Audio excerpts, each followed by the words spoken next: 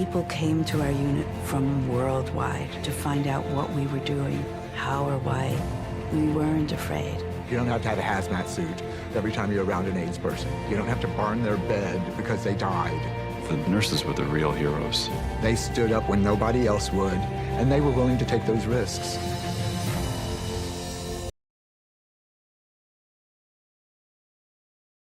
Well, so I mean, I want to start at the beginning and get to know your story a bit before we get into the work.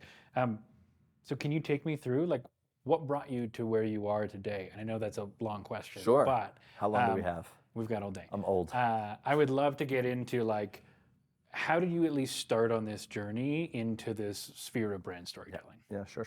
So, so I, and to you, yeah. I've always loved like film and television and theater and story. So as a kid, I was that like theater kid, or I always had a camera with me, and I was the, photo editor of the yearbook and of the newspaper, and and stage manager of the play, and like all that stuff in high school. And then college came, and I decided to go to film school. So I went to film school at Pratt Institute in Brooklyn. And what was so fascinating about that for me is that at the time it was more of an experimental program, and I was more interested in kind of narrative storytelling. Right. But you go through a full art school foundation. So the whole first year is drawing, painting, sculpture.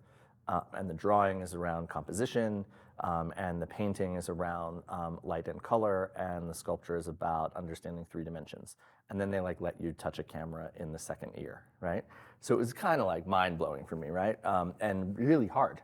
But I think they don't call it like foundation for anything. I do think that foundation has kind of set kind of the way I understand communicating in different mediums and media. Yeah. And I was living in Brooklyn and needed to pay my rent. So I had worked at like a retail job in the mall back at home in Pennsylvania. And there was a retail store opening up in Soho, and I applied, and I went in and was like, okay, great. I'm thinking I'm just like folding jeans and t-shirts. And Giorgio Armani walks in. And this winds up being like the very beginning of the brand he was launching, Armani Exchange, which was like a more accessible Armani brand, and still big brand today.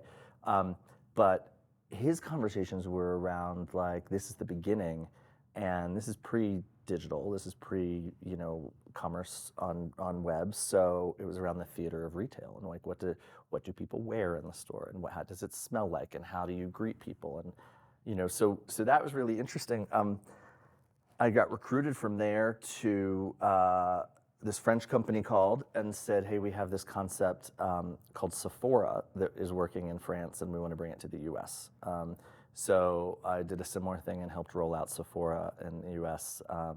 We did one every Friday for a year and a half in the US and Japan. And I had this like consumer quality role. But that's where you're talking about stores that had like multiple levels, and there were videos, and there were celebrity appearances, and different music on all the, so it became like really experiential. And then that French company, LVMH, purchased Donna Karan, and I was going to go over and start to work with Donna Karan on DKNY. And then September 11th happened, right? And like the whole world shifted and changed. And I had, through some friends and some networking, I lost my job. And through some friends and some networking, wound up having a conversation at McCann Erickson, the ad agency. They're like, well, you understand beauty and fashion, and we have an account job on L'Oreal. And I came in, and they said, wait a minute, you're a film guy that understands how stores work, and you know brands. Let's see if you can make a TV commercial. And it kind of worked out, right? So McCann's owned by Interpublic Group, IPG, and I've been there 21 years. Started making TV commercials, but I would always kind of get in trouble because I would always think like these characters have lives before and after the 30 seconds, and like we need to create like a more full world and figure out how to activate them. Like could the woman in the spot then appear on the Ellen DeGeneres show? And they were like, this is a lot more like media strategy, where I was thinking of it more as like multi-touch storytelling, Yeah. right? And they're like, but the brief is for a commercial. And then Facebook happens.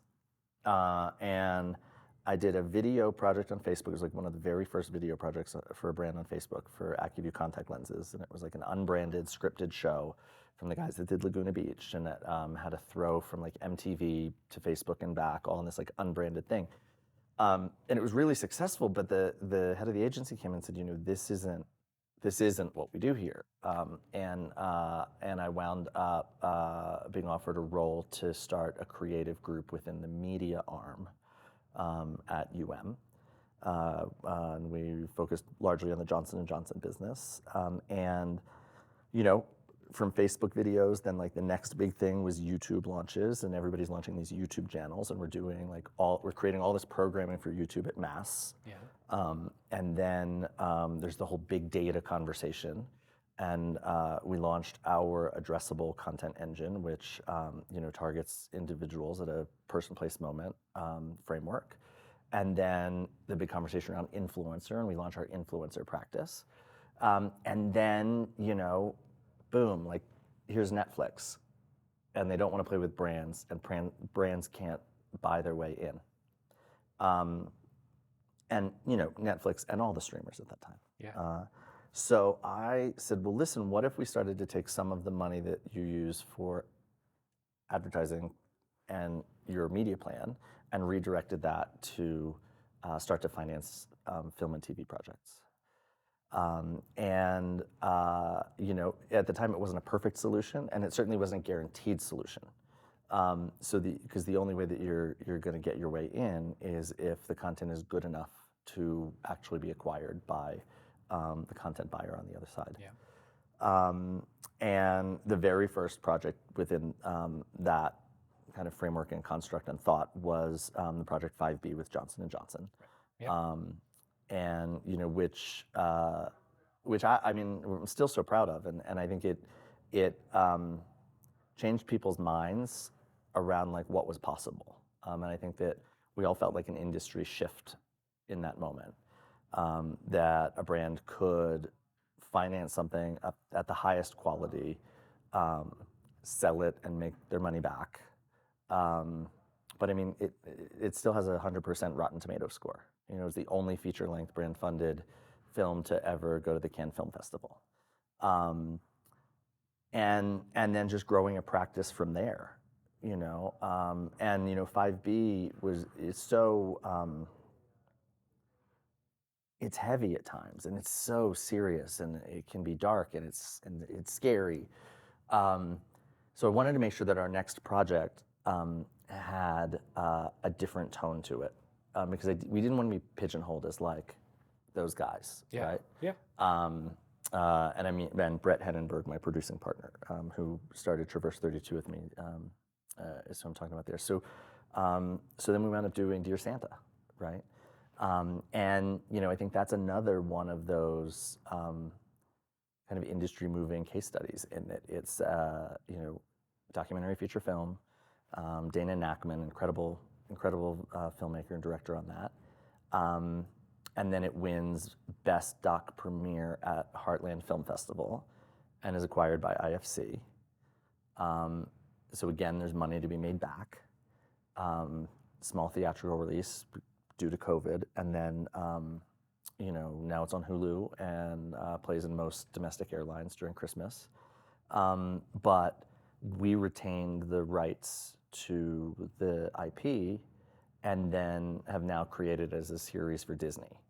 You know, and that runs on Disney Broadcast, and also on Hulu. So for me, like, long answer to your first question, but I think if I was going to get that, like, boil it down, it's about always thinking about like what's next, and then responding to where the audiences are going that the brands are trying to have a meaningful connection with, right? So I think that's true, my interest in work on Facebook, my interest in work on YouTube, my interest in data-driven personalized stuff, then influencer, and now ultimately long form. It's all actually been client first. It's a client first thought, because what we're trying to do is respond to their needs in an evolving marketing landscape. But it's also been this like cyclical journey of, here's a kid that moved to New York when he was 18 to go to film school, and is now making films. When you look back to that sort of first transition into just a TV commercial, I thought it was really interesting. He said, like, as soon as you create that character, you start to think about, like, where were they before, where were they after? How did your education in storytelling and that sort of film foundation influence what you started to make as you were putting things to camera? Yeah, sure. So I mean, I always liked like episodic TV commercials, if you will, right? Like my favorite, I always remember the Taster's Choice campaign, which now I think is Nescafe, with Nestle, but it was, the neighbors, and like there was always a sexual tension between like the guy who lived next door and like the sophisticated British woman, and who's always trying to come over for coffee, and I thought it was just fascinating, and that's not the right solution for every story and every brand, but understanding story structure, right? And I have this fantastic mentor, Celeste Lacine, if anyone wants to look up Celeste, talk about impact in storytelling. Celeste wrote the screenplay for the short film Trevor that won the Academy Award. I forget the year, but it was, I think, in the late 80s, early 90s, about a young boy that wanted to kill himself because he was queer. And that film is what launched the Trevor Project, the suicide hotline for LGBT queer youth. And he's a dear friend and mentor. And we talk a lot about story, and particularly like the idea of your exposition is going to get to your inciting incident, and then you're going to have rising action that hits a climax, and then there's a resolution. And the relationship between inciting incident and climax is incredibly important, right? And it's also like incredibly fluid. And when you think about advertising, the way or advertising, or what a brand is trying to communicate, I often think about the inciting incident is the problem, and the climax is the solution, right? So in the exposition, you're understanding the character, which is a proxy for your audience, your consumer audience. You're understanding what their world is, what their life is. Something happens. Yeah. A number of other things happen if you have time, and then it's resolved. And then their life is changed for the better, right? And very, very successful for a long time on AccuView contact lenses. I ran the creative on that brand globally for a while, and it's like, oh, she gets cast as the lead in the play, but her glasses are getting in the way when she's trying to learn the dance number, right? That's the inciting incident. She can't do what she wants to do. So she asks her friend. Her friend's like, oh, I have contact lenses. You should get them. You should ask your mom. You ask your mom. You ask the doctor, right? You get the contact lenses. You're always going to wear the contact lenses. The difference, though, which I think is really important in this, is in a commercial, the inciting incident is she can't do what she needs to do. She can't perform with her glasses on. And the climax is she got the lenses, okay? Yeah. And then the little like the epilogue resolution is you see her dancing. Yeah. In the brand storytelling version of that, it probably has the same inciting incident, the glasses issue, except the climax is the dance. That's what everybody wants to see. They want to see her like dance her face off, glasses free, absolutely nail it. And then your resolution is that, you know, now she's a new person. And when I work with our teams and I work with clients, you know, mapping that out and understanding like where the emphasis sits is really important. A project like 5B, which I think is still, you know, I think a lot of people still use as a benchmark of what's possible in this space. How does a project like that come about? And what are the conversations with the brand to make such a bold choice to make something that is, like you said, very heavy at times? Yeah. You know, I think these projects come about in a variety of different ways. And being that my group sits within a group of media agencies at IPG Mediabrands, we have a lot of audience data and we have a lot of information on how people interact with media, right? So 5B, for instance, right, like that happened because Johnson & Johnson had always supported nurses, and like for over 25 years had supported nurses like in paid media, like their campaign for nursing's future, like all these beautiful commercials that were made by BBDO, and like they're beautiful commercials. And on the media side, we couldn't put any more media against it, right? And like the needle just wasn't moving, changing the perception of nurses in a positive way. And we were all like, well, what's going on? Like, what are the headwinds here? And through our research, we realized that it was actually the way that nurses were being portrayed in TV and film that was the issue, right? And that it was largely impossible to like outshout that. And you know, the nurses were usually portrayed as someone that was messing something up that a doctor had to come in and fix, or they were, you know, stealing drugs, or they were the love interest of the doctor. And again, realize this is a pre-COVID conversation. I think we have a very different perception now of well, that would have been all the frontline TV healthcare shows workers. like ER and Scrubs and all those Absolutely. Grey's Anatomy, like all of those Absolutely. different, Right, like who's the hero nurse, Yeah. right? So we had that conversation about, oh, well, we should reallocate some of your media and advertising budgets to finance projects that show nurses in a positive and heroic light, or at least more realistically. So from a media strategy standpoint, that was the way in, right? Same thing like on Dear Santa, you know, the Postal Service is being outshouted by FedEx and UPS, right? They have far larger budgets. And it was important for the US Postal Service to be the first choice shipper at holiday time, right? Well, what do families do around holiday time together from a media standpoint? They watch a lot of movies, and particularly watch holiday movies. So let's implement a strategy where we're creating a moment for the household around a holiday movie that has a positive impact on the perception of the US Postal Service and does drive that first choice shipper KPI. So those are two examples of like how we get into these kinds of projects. A lot of it is, you know, media behavior around the audience or consumer that you're trying to reach.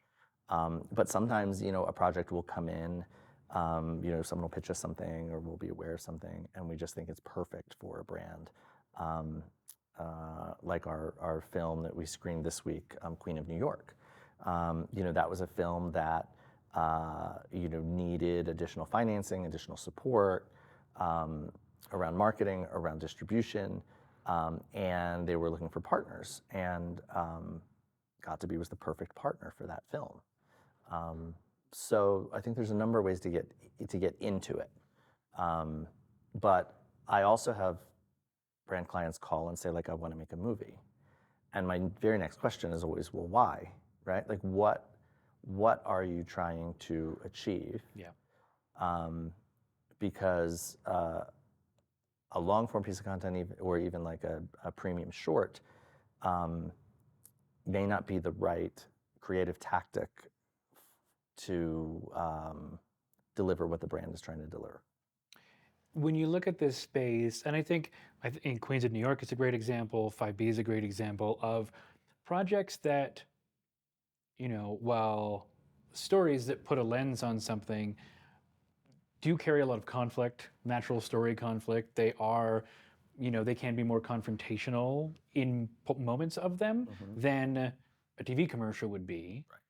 What's the conversation with a brand around how do we embrace conflict because you need to tell a good story to get an audience, and meeting brand objectives? Yeah.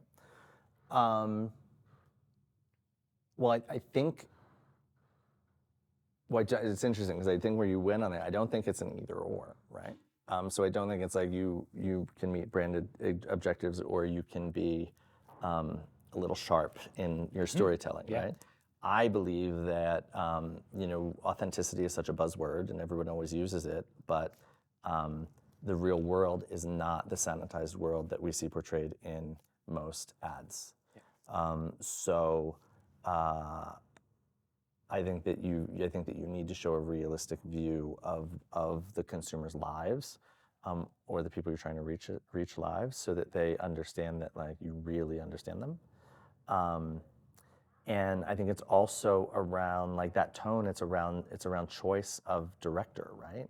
Like, if we're going into something and it's truly a film, right? Like and the way we define that, particularly in like unscripted and documentary, is any project that we do, if it's scripted or if it's unscripted, the director or the showrunner has the final creative say. They have final cut.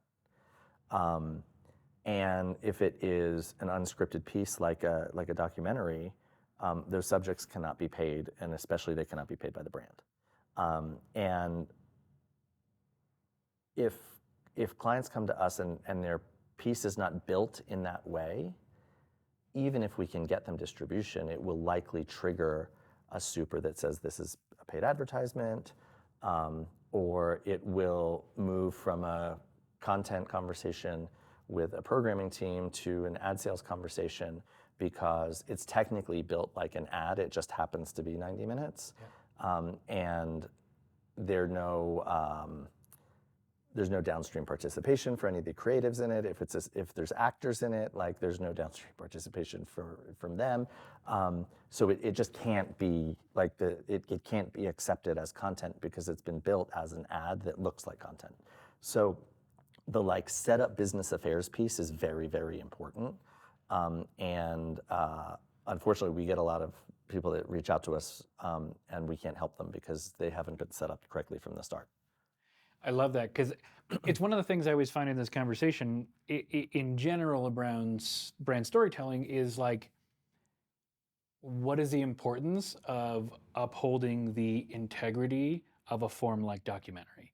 Like, how do you, like, you were saying, like, you maintain the director has final cut, your participants aren't paid. Like, what are some of the structures of, and maybe we'll just look at specifically documentary, but what are some of the structures of that you think are really important to go, like, no, if this is going to be a thing, this is the structure we need to have in place to protect the filmmakers and be able to still support it through a brand? Yeah.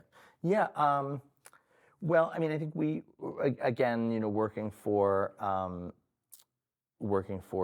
an advertising and media holding company, like, everything that we're doing is in service of our clients, right? I think what we've done is we've put a fine point on asking the client and understanding our clients what it is that they want to achieve with the project. We have Traverse 32 that handles this stuff, that, like, that content will have a chain of title that has to be clean, that it's available to be licensed or acquired for distribution.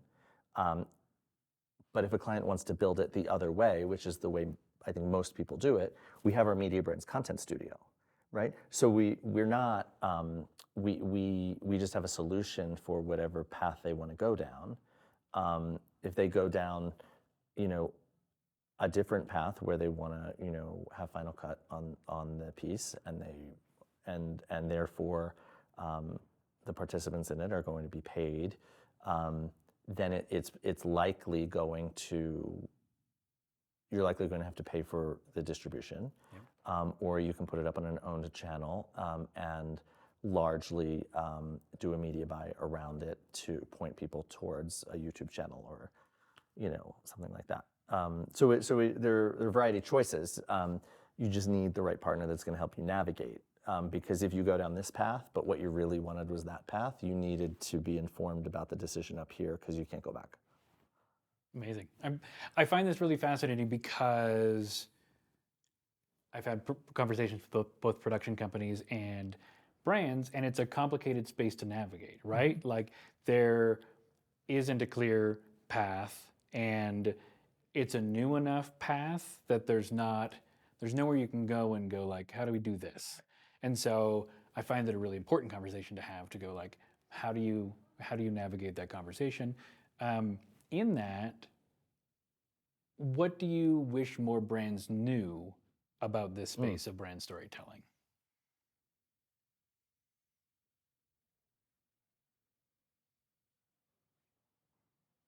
What do I wish more brands knew? That's a good question. I mean, I think I wish more brands honestly knew or understood the impact that doing this kind of work has on the audiences that watch it, right? Because we know that if it's good and they lean in and choose to watch it, it moves their metrics like exponentially on a longer piece than a shorter piece.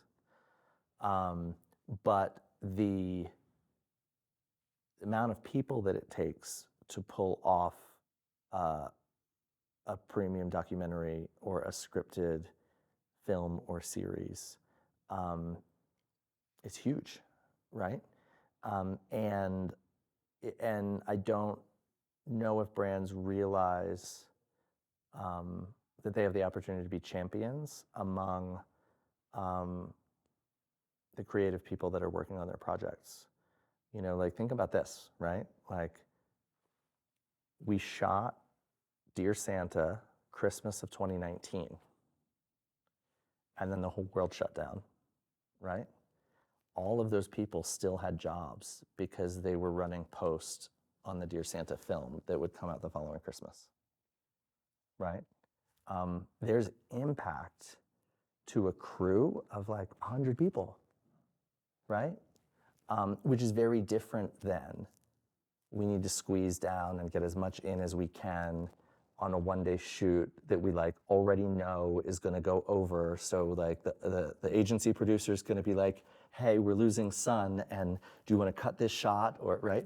Like, no, like you give creatives the breadth and the space to make beautiful work, and you change people's lives, you know, through giving them jobs, giving them the opportunity to express themselves, to contribute to a bigger project, and to have something that's out there, hopefully for a very long time. You know, commercials are beautiful. Like I love commercials, and the craft of making a commercial is not easy to do. And I think that should be a conversation we're having, is that like, as the media landscape is changing, that like brilliant craft of making the perfect television spot will probably go away, right? You know, but it's unfortunately like that kind of work that is supported by paid media plans gets turned on and off, right? Like the people that work on Dear Santa, 5 Beat Queen of New York, other films, like they can always say, oh, my movie's on Hulu, or oh, my movie's on Prime Video, or oh, you can stream it here or download it there, or have a viewing party. It's far more experiential, and I don't think brands understand the impact on the people, the positive impact on the people that are putting their heart out there to make this work. You mentioned it briefly in your answer there as well, just around that idea of like we know if you make a really great piece of content that's long form, like, you know, you tell a good story, it really connects with the audience that resonates.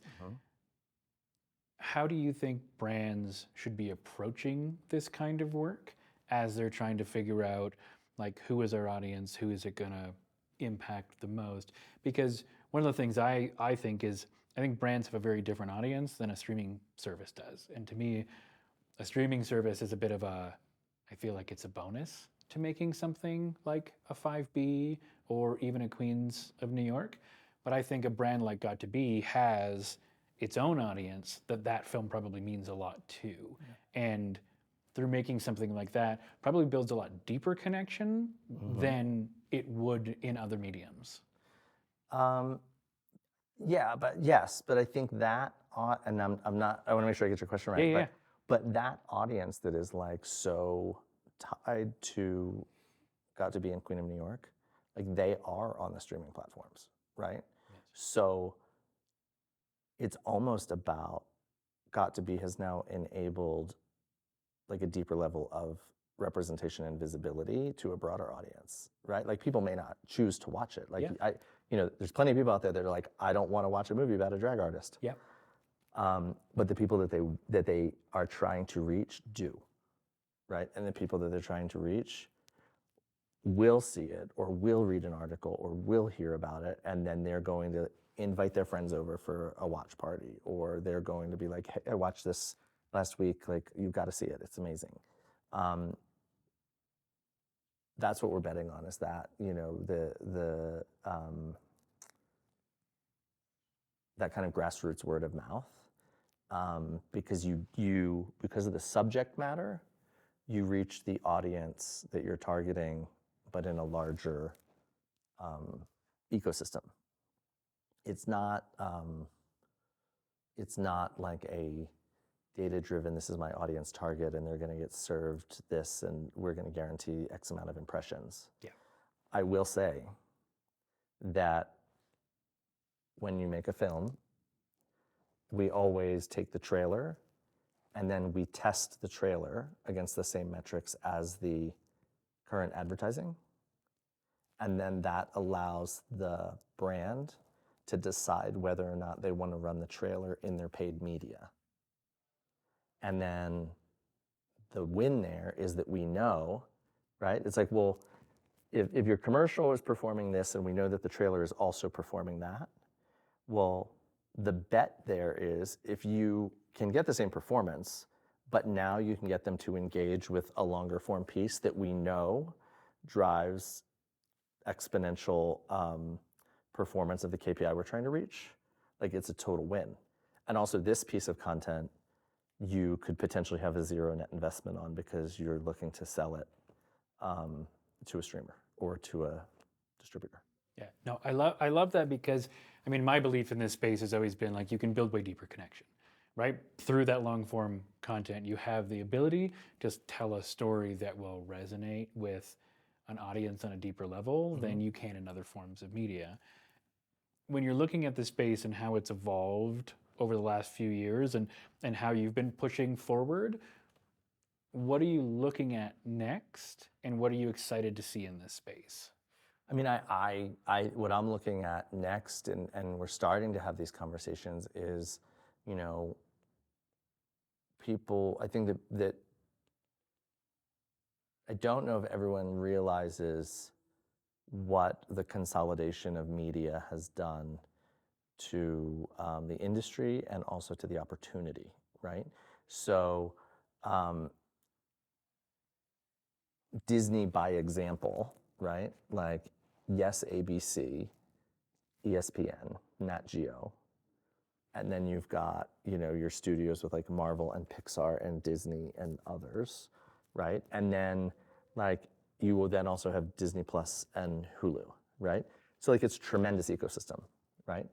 I think the real opportunity there is to have a conversation with the head of studio and the head of ad sales at the same time to see if they will greenlight and order series or projects that their investment is de-risked because they already have a marketing partner attached that will use their media budget to support it.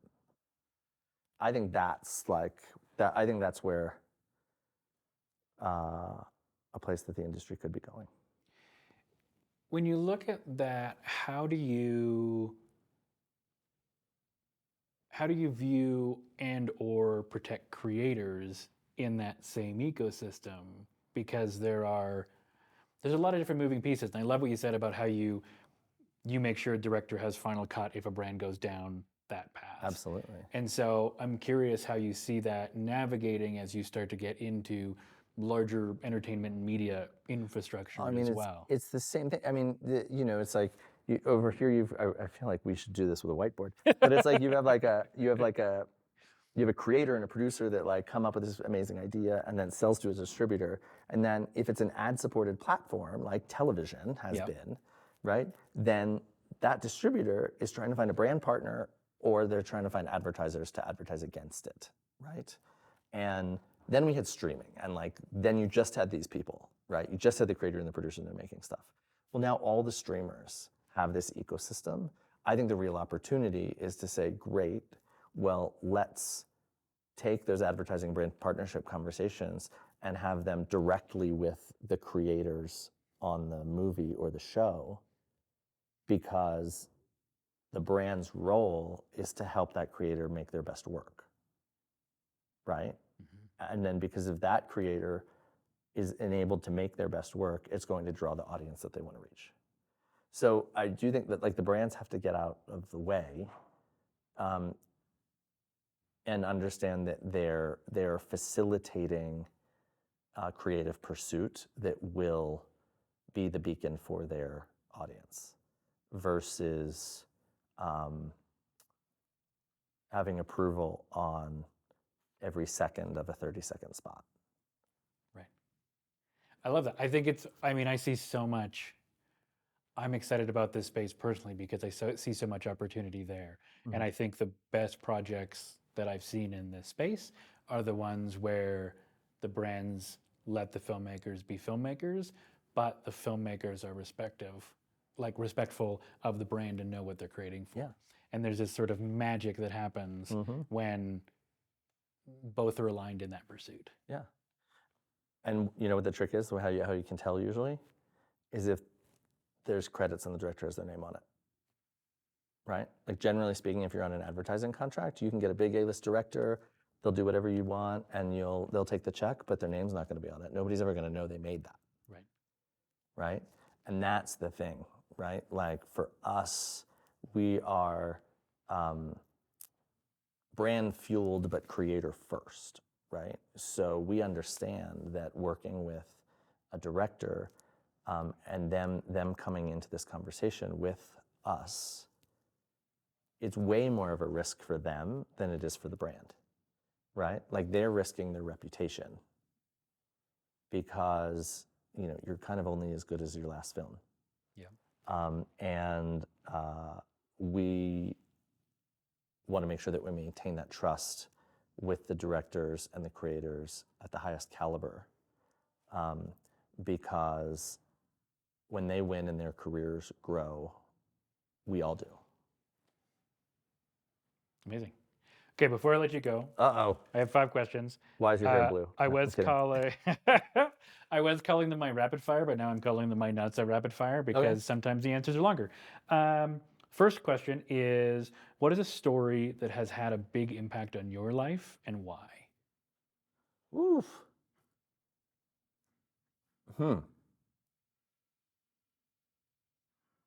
Big impact on my life and why? I mean, there's so many. I'm like, I really have a hard time choosing. That's why I said they turned into not so rapid. Oh man.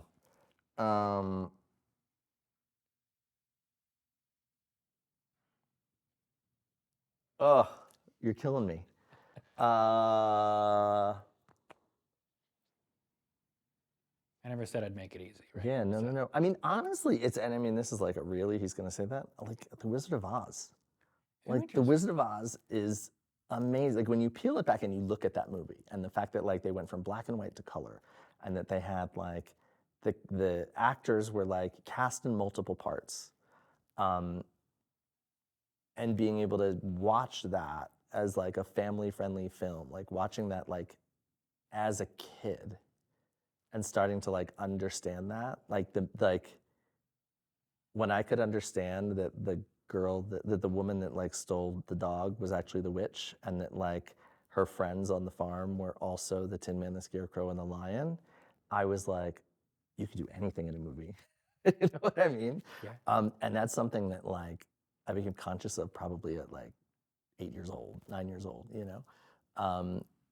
So yeah, I don't know. I mean, I like old movies. Like I like Rebel Without a Cause. That's another one of my like all-time favorite movies. I don't know like direct impact, but yeah. I love it. Well, my next question is, what is one film you think everyone should see? Oof. One film, 5B. No, but yes, but really. No, what's a film I think everyone should see? Hmm.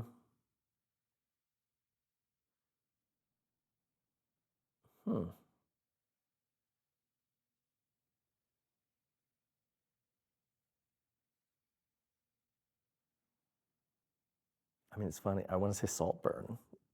Oh, interesting. You know, just That's a because new it's one. like, Yeah. it's new, it's such a vibe. It like pushes the envelope into the unexpected. I just think it's really well done. I thought I loved it. I mean, I think there's a beautiful film right now called Monica, Andrea Pilaro's film. It premiered at Berlin. Stars Trace Lysette. There's some buzz about her potentially getting a nomination. I think it's also like, it's a really important film to just understand. It is a film about a deep human experience between child and parent, told through the lens of a trans character. And it's complicated and warm and lovely and sad and funny. And that's probably my favorite film this year. Monica. Love it. What's something you never leave home without? What do I never leave home with? I mean, I would say my phone, but what do I never leave home without? Yeah, I don't know. My phone? It's how I talk to everybody. It's how I get to everybody.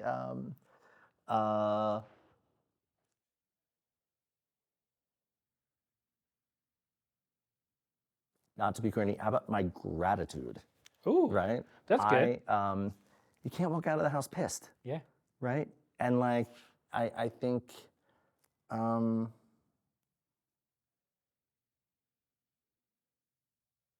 like the world's scary and it's hard, and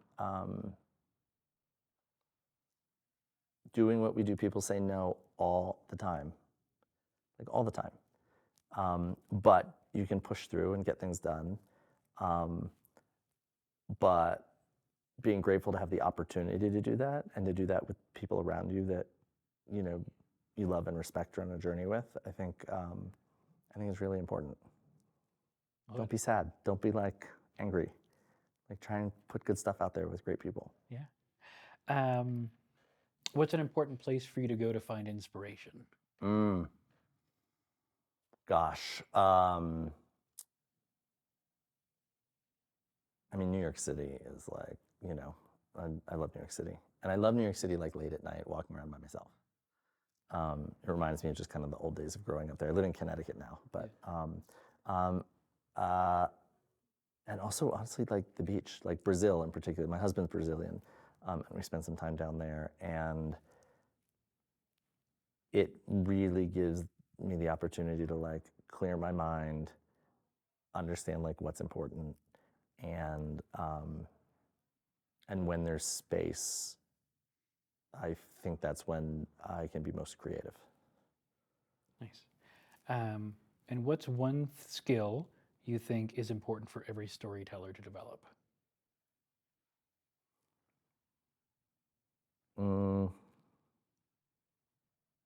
I think curiosity.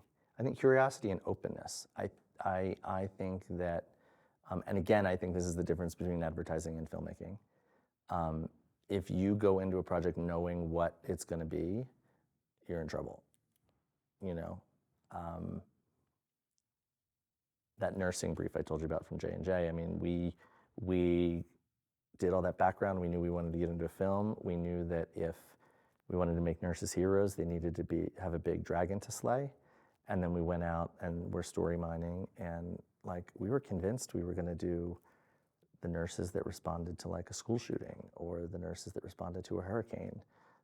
You know, I mean, we were developing this in 2016, 2017, and we ended up with a story from 1983. You know, I think it's that it is that intention and openness to what's presented that gets you to the stuff that's even better than what you thought of when you were starting out. Love it. Thanks so much for your time. Thanks. Thank you.